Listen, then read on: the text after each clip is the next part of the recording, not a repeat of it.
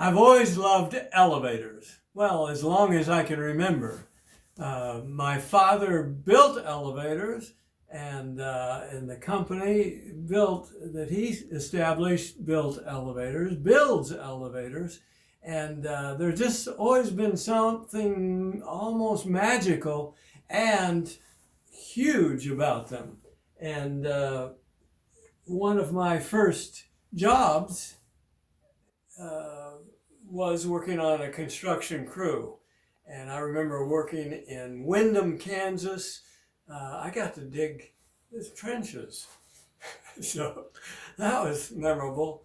And I remember who the superintendent was and some of the guys on there. And then I remember working up in Belleville and staying in a hotel and all sorts of stories. This elevator is in northern Salina, and I really like looking at different angles of the elevators and watching them through the day.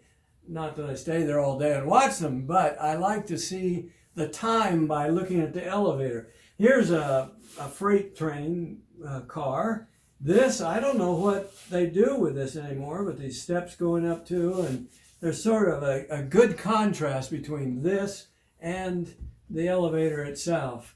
And then these extra lines I put in they were there. And then to be able to tell what time it is by where the sun must have been. And of course, I know the directions of where these were. But to me, it looks like it was this.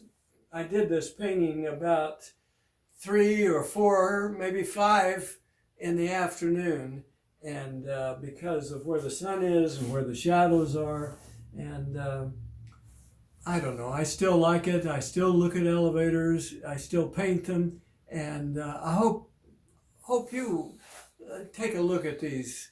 They're like castles on the prairie, and quite remarkable.